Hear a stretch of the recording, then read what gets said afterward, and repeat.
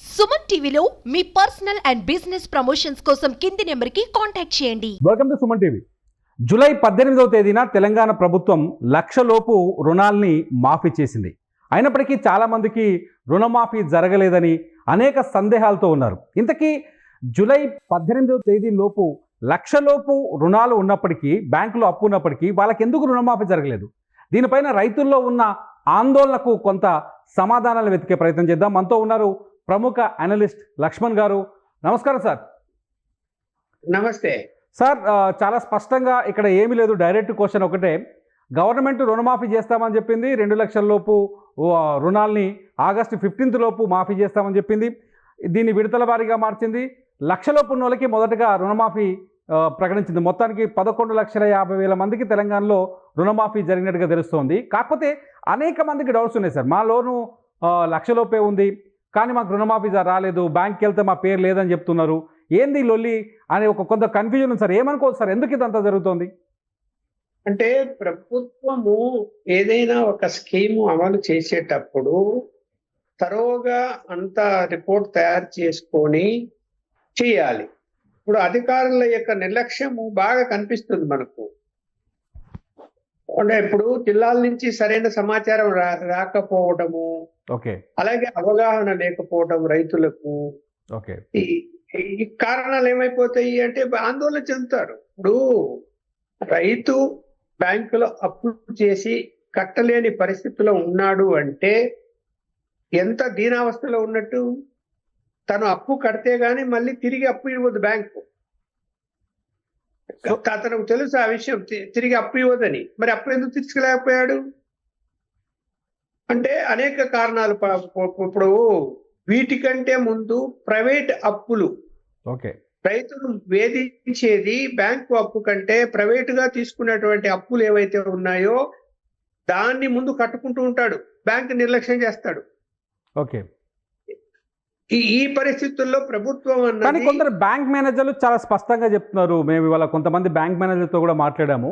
బ్యాంకులో ఉన్న అధికారులు చెప్తున్నారు, ఏదైతే ప్రభుత్వం చెప్పిన గడువు ఉందో ఆ గడువులో ఎలిజిబిలిటీ ఉన్న రుణాలన్నీ మాఫీ చేశాం. అందులో 1,00,000 లోపు రుణం ఉన్న వాళ్ళందరికీ మాఫీ చేశాం. మిగతా వాళ్ళు వాళ్ళ ఎలిజిబిలిటీని చెక్ చేసుకోవాల్సిన అవసరం ఉంది అంటున్నారు. ఇదంతా కొంత కన్ఫ్యూజన్ క్రియేట్ చేసి రైతుని తప్పుదోవ పట్టిస్తున్నట్టు అనిపించట్లేదా? కన్ఫ్యూజన్ గానే కన్ఫ్యూజ్ చేస్తున్నారు. ఇప్పుడు ఎవరు అర్హులు ఎవరు కాదు అన్నటువంటి ఆ విషయంలో ఏమి అధికారులు రిపోర్ట్స్ ఇస్తున్నారు? ఆ రైతుకు కారు, ఆ రైతుకు మోటార్ సైకిల్ ఉందా లేకపోతే ఏంటి, ఇవన్నీ కూడా పరిశీలనలోకి తీసుకొని ఇంతకుముందు రైతు బంధు ద్వారా పొందేటువంటి రైతులకు కూడా ఇప్పుడు ఈ యొక్క స్కీములో ఏం చేస్తున్నారంటే ఎలిజిబిలిటీ లేదు అని పంపిస్తున్నారు. అలా పంపడం వలన ఏమైంది, ఎవరో ఒకరో ఇద్దరో అలాంటి వారు ఉంటే ప్రాపర్ ఎంక్వైరీ చేయకుండా వీళ్ళు లిస్టు పంపిస్తే మరి ఇబ్బందులు పాలైనటువంటి రైతులు బ్యాంకులో కట్టలేని వాళ్ళ పరిస్థితి ఏంటి? ఈసారి మొదటి విడత 1,00,000 లోపు అన్నారు, రెండో విడత 1,50,000, మూడో విడత 2,00,000. ఆ చేసేదేదో ఒక్కసారిగా లిస్టు తీసుకొని ఒకేసారి అందరికి రిలీజ్ చేసి ఉంటే గనక ఈ కన్ఫ్యూజన్ ఉండేది కాదు. ఇప్పుడు ఏమైంది, బ్యాంకులో 1,00,000 నుంచి 1,10,000 రూపాయలు అయింది అనుకోండి వడ్డీతో సహా. ఇది 1,00,000 లిమిట్ ఉంది కాబట్టి అది యాక్సెప్ట్ చేయదు బ్యాంకు. అంటే వీళ్ళు పంపించేటప్పుడు ఈ సాఫ్ట్వేర్ లో ఫిక్స్ చేసి ఉంటారు బిఫోర్ 1,00,000 అని, బిలో 1,00,000 అని. అప్పుడు ఎట్లా ట్రాన్స్ఫర్ అవుతుంది? అమౌంట్ ట్రాన్స్ఫర్ కాదు కదా. 1,00,000 లోపే అయిపోతుంది. 1,00,000 ఒక్క రూపాయినా కాదు. రైతుకు ఎంత వడ్డీ పెరిగింది, ఎంత అక్యుములేట్ అయి ఉంది అని చెప్పి సమాచారం ఆయన దగ్గర ఉండదు. బ్యాంకు గోడు, బ్యాంకు నుంచి మెసేజ్లు పోవు. ఈయన కూడా బ్యాంకు గోడు కదా, రైతు కూడా బ్యాంకు గోడు చూసుకోడు. రైతు బ్యాంకు గోడు, బ్యాంకు నుంచి మెసేజ్లు పోవు. కానీ ఆ సిస్టమ్ పెట్టి ఉండాలా. ఇప్పుడు గవర్నమెంట్ ఇది ప్రభుత్వ వైఫల్యమే, బ్యాంకులది కాదు. బ్యాంకులకి క్లియర్ గా ఇన్స్ట్రక్షన్స్ ఇవ్వాలి. మీరు వడ్డీతో సహా లెక్క వేసి ఎవరైతే రుణం తీసుకున్నారో ఆ రుణదాతకు మీరు మెసేజ్లు పెట్టండి అంటే వాళ్ళు పెడతారు. బాబు నీ అప్పు ఇంత, నీ వడ్డీ ఇంత, టోటల్ గా ఇంత ఉంది డ్యూ అని చెప్పి మెసేజ్లు పంపిస్తారు కదా. వీళ్ళు అడగలేదు బ్యాంకుల్ని. కానీ కానీ కొంతమందికి మెసేజ్లు కూడా వచ్చినాయి. కొంతమందికి ఏమో 21,000 మాఫీ అయింది, 33,000 మాఫీ అయింది, 15,000 మాఫీ అయింది. ఆదిలాబాద్ జిల్లాలో ఒక రైతుకైతే 1,940 రూపాయలు మాఫీ అయిందని చెప్పేసి ఒక మెసేజ్ వచ్చింది. దీన్ని ఎట్లా చూడాలి మనం? అంటే అక్కడ బ్యాంక్ నుంచి సమాచారం సేకరించే విధానంలో ఏదో మిస్టేక్ జరిగింది. ఓకే. ఇప్పుడు సమాచారం సేకరించడం వేరు, డబ్బు ట్రాన్స్ఫర్ చేసిన తర్వాత మెసేజ్ పోవడం వేరు. డబ్బు ట్రాన్స్ఫర్ అయితే ఏమైంది, అకౌంట్ లో డబ్బు పడితే మెసేజ్ పోతుంది ఆటోమేటిక్ గా. ఓకే. ఇప్పుడు డిపాజిట్ అయితే వెంటనే మెసేజ్ పోతుంది ఆ రైతుకు. ఓకే. కానీ వడ్డీతో సహా ఎంత ఉంది అన్నది మెసేజ్ ఎక్కడ పోయింది? పోలే కదా. ఓకే. మీరు కనుక్కోండి, బ్యాంక్ మేనేజర్ పోలేదు, మెసేజ్ పెట్టలేదు వాళ్ళు, బ్యాంకుల వాళ్ళు. లేదు, ఆ సిస్టమ్ జనరేట్ చేయలేదు. అది పోతే రైతుకు అవగాహన వస్తుంది. ఎస్, నాకు 1,00,000 రూపాయలు దాటి 10 రూపాయలు ఎక్కువైంది, ఈ మొదటి విడత నాకు రాదు, రెండో విడత కోసం వెయిట్ చేద్దామా అనుకుంటాడు. లేకపోతే అతను ఏమైంది, నా అప్పు 90,000 కదా ఉండింది, వడ్డీ ఏంటి మహా 5-6,000 ఏంటది, మరి నాకెందుకు రాలేదు అని ఆందోళన చెందుతాడు. బ్యాంకింగ్ పోతాడు, బ్యాంకులో కూడా వాళ్ళు ఏంటి సరైన సమాధానాలు చెప్పరు. సార్, ఇక్కడ ఇంకొక పాయింట్ రైతుల నుంచి స్పష్టంగా తెరపైకి వస్తుంది. ఎప్పుడైతే రుణమాఫీకి రేషన్ కార్డుకు లింకు పెట్టిరో అప్పటి నుంచి ప్రాబ్లమ్స్ అని స్టార్ట్ అయినాయి. రేషన్ కార్డు తీసుకున్న తర్వాత రేషన్ కార్డు ఉన్న వాళ్ళకి రుణమాఫీ చేస్తామని మంత్రులు చాలాసార్లు క్లారిటీ ఇవ్వడానికి కూడా ట్రై చేశారు. ముఖ్యమంత్రి కూడా చెప్పారు రేషన్ కార్డుతో సంబంధం లేదు. అయినప్పటికీ రేషన్ కార్డు అంశమే తమకి రుణమాఫీ జరగకుండా అడ్డుకున్నది అనేది ఒక ఆరోపణ. దీనిపైన మీరు ఏం చెప్పగలరా? కరెక్ట్. ఇప్పుడు వీళ్ళు రేషన్ కార్డుతో సంబంధం లేదని మాట్లాడినా కూడా గ్రౌండ్ లెవెల్లో ఏవైతే రిపోర్ట్లు పంపించింటారో విలేజ్ ఆఫీసర్ కానీ, లేకపోతే ఎంఆర్ఓ నుంచి కార్యాలయం నుంచి కానీ, అగ్రికల్చర్ డిపార్ట్మెంట్ నుంచి కానీ, ఏవైతే బ్యాంకుల నుంచి కానీ సమాచారం పోయినప్పుడు నీకు అది మన రేషన్ కార్డు ఉంది అనేటువంటిది మెన్షన్ చేస్తారు కదా. అవును. చేయకుండా ఎలా ఉంటారు? ఓకే. చేసినప్పుడు ఏమైపోతుంది, ఖచ్చితంగా దాన్ని పరిగణలోకి తీసుకుంటారు. మాటలు చెప్తున్నారు కానీ యాక్షన్ లో కనపడడం లేదు. అది ఖచ్చితంగా కొంతమంది రైతులు నష్టపోయినారు, నో డౌట్. ఓకే. ఇప్పుడు సన్నకారు మధ్యతరగతి రైతులకు బెనిఫిట్ చేయాలని ఈ స్కీము ఉన్నత వర్గాలకు కాదు. అంటే ఎక్కువ డబ్బులున్న రైతులకు కాదు. అవును. కానీ ఇప్పటికైనా నెక్స్ట్ విడతలో లోపలనే అలాంటిది ఏదైనా పొరపాటు జరిగి సమాచారం సరిగా లేక నష్టపోయిన రైతులకు రుణమాఫీని బిలో 1 lakh అయినా కూడా చేయాలా. సార్, ఇప్పుడు గడువు పెట్టాము, ఆ గడువు లోపలనే మేము రుణమాఫీ అయిపోయింది. 1,00,000 రూపాయలు ఉన్న చోటనే ఇన్ని సమస్యలు తలెత్తుతున్నాయి. రేపు 1,50,000 వరకు రుణమాఫీ చేయాల్సింది. ఆగస్టు 15 లోపు 2 లక్షల వరకు రుణమాఫీ చేయాల్సింది. ఈ టెక్నికల్ ఇష్యూస్ని సాల్వ్ చేయకుండా పోతే ప్రభుత్వం బదనామయ్యే అవకాశం లేదా? ఖచ్చితంగా బదనాం అవుతుంది. తిడతారు రైతులు, ఊరుకుంటారా? ఇప్పుడు బీఆర్ఎస్ ప్రభుత్వాన్ని వ్యతిరేకించే కదా కాంగ్రెస్ పార్టీకి ఓట్లేశారు. ఈ గవర్నమెంట్ రావాలని ఒక కసితో ఓట్లేస్తే వచ్చారు. ఓకే. వచ్చినప్పుడు వీళ్ళు మాట నిలుపుకోకపోతే ఇప్పటికే ఆలస్యమైంది. సరే, ఆర్థిక పరిస్థితి బాగలేదు, మేము 3 విడతలుగా చేస్తున్నామన్నారు, రైతులు అంగీకరిస్తారు, కరెక్టే కదా, ఇవని. కానీ ఇందులో కూడా లోపాలు జరిగి అధికారుల నిర్లక్ష్యం వలన బెనిఫిట్ అందకపోతే రైతులు తీవ్రంగా విమర్శిస్తారు కదా. ఇప్పుడు రేపు లోకల్ బాడీ ఎలక్షన్లు వస్తే వాళ్ళ చూపిస్తారు వాళ్ళ తడాక ఏందో, ఓటర్స్ వదులుతారా? ఓకే. సో ప్రభుత్వం దగ్గర తక్షణం ఉన్న అవకాశాలేంటి ఈ సమస్యల్ని పరిష్కరించడానికి?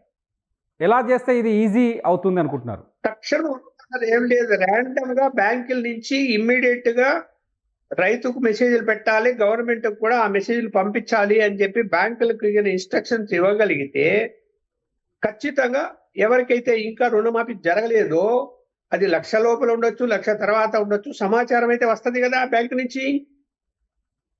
అది తెప్పించుకొని సరిదిద్దాలి. సరిదిద్ది వాళ్ళకు కూడా 1 lakh బిలో ఉన్న రైతులకు కూడా మాఫీ చేయాలి. సార్ ఇక్కడ బీఆర్ఎస్ ప్రధానంగా ఒక ఆరోపణ చేస్తుంది మొదటి నుంచి, రేవంత్ రెడ్డి సర్కార్ ప్రధానమంత్రి కిసాన్ యోజన ఏదైతే ఉందో దాని ప్రకారం ఎకరానికి 2,000 వేస్తూ వస్తుంది. అది 33 లక్షల మందికి అందుతుంది తెలంగాణ రాష్ట్రంలో.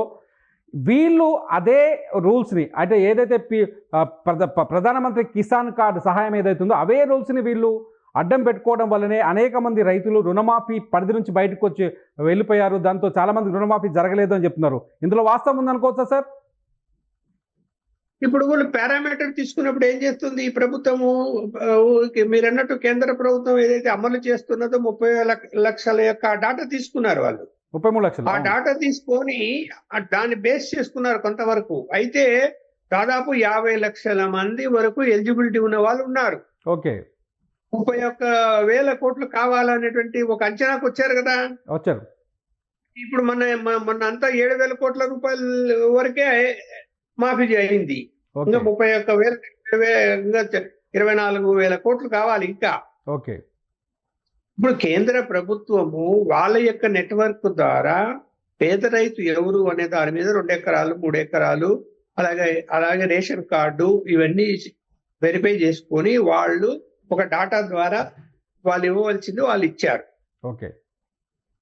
కానీ ఇక్కడ దానికే పరిమితం అయితే పరిమితం కాదు కదా. మీరు 2 లక్షల వరకు అన్నారు కదా. అన్నప్పుడు ఆ 2 లక్షల వరకు బ్యాంకులో రుణం కట్టని వాళ్ళు అందరూ కూడా ఎలిజిబులే కదా సార్. ఇక్కడ ఇప్పుడు రుణమాఫీని గుర్తు చేసుకుంటే ఒకసారి రేవంత్ రెడ్డి తీసుకున్న ఈ చర్యలను చూస్తూ ఉంటే, రేవంత్ రెడ్డి తీసుకున్న నిర్ణయాన్ని, గతంలో వైఎస్ రాజశేఖర రెడ్డి తొలిసారి తెలుగు రాష్ట్రాల్లో ఆంధ్రప్రదేశ్కి రుణమాఫీని తీసుకొచ్చారు. గతంలో ప్రతి పాస్బుక్కి, అంటే ఇక్కడ రేషన్ కార్డు చూడలేదు, రైతుని లెక్కలోకి తీసుకున్నారు. ఒక పాస్బుక్ ఉంటే ఆ పాస్బుక్ పైన ఎంత రుణం ఉంటే అంత రుణాన్ని రుణమాఫీకి కిందకి తీసుకొచ్చారు. ఈసారి రేవంత్ రెడ్డి ఏమో 2 లక్షల వరకు రుణమాఫీ చేస్తామని చెప్పారు, కానీ రైతులని కుటుంబంగా పరిగణిస్తున్నారు. ఇక్కడ ఎట్లా అంటే రేషన్ కార్డులో భార్య పేరు మీద, భర్త పేరు మీద, లేకపోతే తల్లి పేరు మీద, కొడుకు పేరు మీద, తండ్రి పేరు మీద, కొడుకు పేరు మీద భూమి ఉంటే ఆ మొత్తం రుణం 2 లక్షల లోపు అయితేనే రుణమాఫీలోకి తీసుకొస్తారు. దాన్ని ఒక యూనిట్ కింద లేకపోతే సింగిల్ రుణం కింద చూస్తున్నారు. ఇది ఎంతవరకు కరెక్ట్ అనుకుంటున్నారు? ఇప్పుడు కుటుంబంలో 3 ఉంటే 3 పేర్లతో భూమి ఉంటది. భూమి ఉన్నప్పుడు 3 పేర్లతో రుణాలు తీసుకొని ఉంటారు. ఇక్కడ ఇప్పుడు మీరు అన్నట్టు ఏం చేస్తున్నారంటే ఆ 3లో ఒకరిదే తీసుకుంటున్నారు. ఓకే. 3ది తీసుకోవటం లేదు. అవును, 3ది తీసుకోవాలి. ఎందుకు అంటే ఇప్పుడు కొడుకు ఉంటాడు, ఆయన సపరేట్ గా భూమి రాపించాడు, తండ్రి సపరేట్ గా సేద్యం చేసుకుంటూ ఉంటాడు. ఇది తండ్రికి అతనికి పెళ్లి అయి ఉంటుంది, ఇంకో కుటుంబం ఉంటుంది. ఏ విధంగా నువ్వు అతను డివైడ్ చేస్తావు? అంటే కూతురుకి ఇచ్చుంటాడు భరణంగా, కూతురు చేసుకుంటూ ఉంటుంది.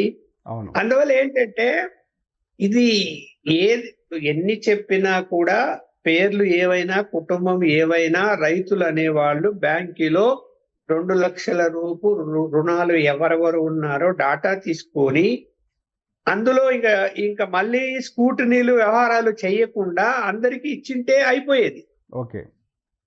మరి ఇప్పుడు 2 లక్షల వరకు రుణం కట్టలేకనే కదా బ్యాంకులో పేరుకుపోయింది వడ్డీతో సహా. అవును. కట్టే వాళ్ళైతే ఎందుకు, ఇప్పుడు కట్టే వాళ్ళైతే కడతారు, మళ్ళీ లోన్ తీసుకుంటారు. అవును.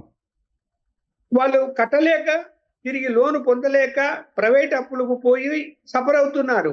చాలా మంది రైతులు ప్రైవేట్ అప్పులు కట్టలేక సూసైడ్ చేసుకున్నారు. ఓకే. ఆపాలి కదా. ప్రభుత్వ బాధ్యత రైతులు ఆత్మహత్యలు చేసుకోకుండా ఆపాల్సినటువంటి అవసరం ఉంది. అది బ్యాంకు రుణాలే కాదు, ప్రైవేట్ రుణాల మీద కూడా దృష్టి పెట్టాలి. ప్రధానంగా దాని మీద ఎక్కువ సఫర్ అవుతున్నారు వీళ్ళు.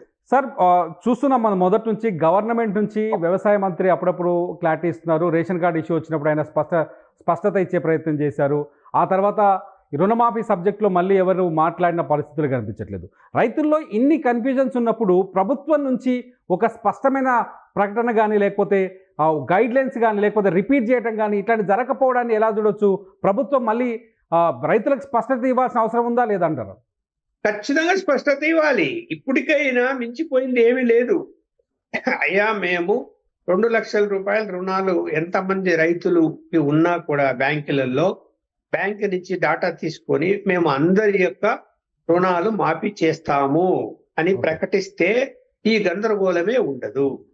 ఈయనకి ఎలిజిబిలిటీ ఉంది, ఆయనకి ఎలిజిబిలిటీ లేదు. అరే ఎలిజిబిలిటీ పక్కన పెట్టండి, అసలు ఎందుకు కట్టలేకపోయాడు? ఓకే. అది ఇప్పుడు రుణము తీసుకున్నాడు, కట్టలేదు అంటే అతని పరిస్థితి అధ్వానంగా ఉన్నట్టే కదా. ఆర్థికంగా బలోపేతంగా లేడు, అందువల్లే చెల్లించలేకపోయాడు. మరి అంతే కదా, లేకుంటే ఎందుకు కట్టారు? మళ్ళీ కడతారు, మళ్ళీ తీసుకుంటారు. ఓకే. కానీ కట్టలేకపోయాడు అంటే గనక అతను ఎంత సఫర్ అయి ఉంటాడు. అతను కట్టలేని పరిస్థితిలోనే ఉన్నప్పుడు అతనికే కదా సహాయం చేయాలా, కట్టే వాళ్ళకి కాదు కదా. ఓకే. బ్యాంక్ డాటా అంతా వస్తుంది. ఇప్పుడు 2 సంవత్సరాలు 3 సంవత్సరాల డాటా తీసుకుంటే అతను ఎప్పుడు రుణం తీసుకున్నాడు, ఎంత వడ్డీ అయింది అనేది అందులో వస్తుంది కదా. స్టేట్మెంట్ 1 నిమిషంలో పంపిస్తారు బ్యాంక్ వాళ్ళు. ఓకే. మరి అది అంటే ఆ మానిటరింగ్ సిస్టమ్ సరిగా లేదు. ఇప్పుడు నేను గమనించింది ఏమిటంటే ఈ ప్రభుత్వం వచ్చిన తర్వాత ప్రభుత్వ పరిపాలన చాలా బలహీనపడింది. ఓకే. ఎక్కడ ఫాస్ట్ గా గవర్నమెంట్ రన్ కావటం లేదు, చాలా స్లోగా ఉంది. ఓకే. నిర్లిప్తంగా ఉన్నారు అధికారులు, సిబ్బంది. మనకేమి లేని ఈ అంశంలో కాదు, ఏ అంశంలో పరిశీలించినా కూడా కామ్గా కూల్గా ఉన్నారు. సార్, లాస్ట్గా నేను క్వశ్చన్ అడగాలనుకుంటున్నాను మిమ్మల్ని. 2000 ఇప్పుడు రేవంత్ రెడ్డి చేస్తున్న ఈ రుణమాఫీకి, గతంలో వైఎస్ రాజశేఖర రెడ్డి చేసిన రుణమాఫీకి ఉన్న తేడాలేంటో చెప్పగలరా ఒకసారి? ఇప్పుడు వైఎస్ రాజశేఖర రెడ్డి అట్లా కాదు, నిర్ణయం తీసుకుంటే నిమిషాల మీద ఇంప్లిమెంటేషన్ కావాలంటాడు ఆయన. ఓకే. నిర్ణయం తీసుకున్న తర్వాత ఏమాత్రం దాన్ని ఎట్లా మానిటర్ చేస్తాడంటే అంత తీవ్రంగా మానిటర్ చేస్తాడు, ఇన్స్ట్రక్షన్స్ ఇస్తాడు. ఓకే. ఇప్పుడు ఈ ముఖ్యమంత్రి గారు మరి ఇంత గందరగోళం జరుగుతుంటే ఏమి ఇన్స్ట్రక్షన్స్ ఇచ్చాడు, ఏమి నిర్ణయం తీసుకున్నాడు? అదేమంటే ఢిల్లీకి పోతాడు, అదేమంటే పారిశ్రామికవేత్తలతో మీటింగ్లు పెట్టుకుంటాడు. మరి ఎవరెవరు కలుస్తున్నారు, ఎక్కడ పోతున్నారు, మరి ఇది సెక్రటరీకి అసలు రావడమే లేదు. ఈయన కూడా కేసీఆర్ విమర్శించాడు, సెక్రటరీ రాడని. ఈయన వస్తున్నాడు, ఈయన రావడలేదు.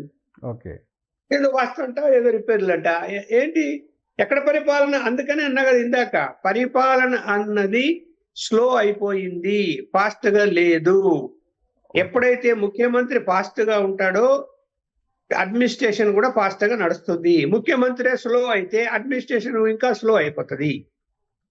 మనకెందుకు లేదు చెప్పండి సార్. అదే మనకెందుకు లేని నిర్లిప్తంగా ఉంటారు. Right sir. సుధాం, మొత్తానికి తెలంగాణలో రుణమాఫీ పైన మాత్రం ప్రశ్నలుగానే మిగిలిపోయి ఉన్నాయి. ప్రభుత్వం నుంచి అనేకమైన సమాధానాల కోసం రైతులు ఎదురు చూస్తున్నారు. అనేక మంది రైతులు తమకు రుణమాఫీ ఎందుకు రాలేదు అనే ఆందోళనలో ఉన్నారు. ఈ ఆందోళనను తీర్చాల్సిన బాధ్యత ప్రభుత్వం పైన ఉందని చెప్తున్నారు Uppala Lakshman garu. Thank you sir, thank you so much మీ సమయాన్ని మాకు కేటాయించినందుకు. Thank you sir. ఓకే.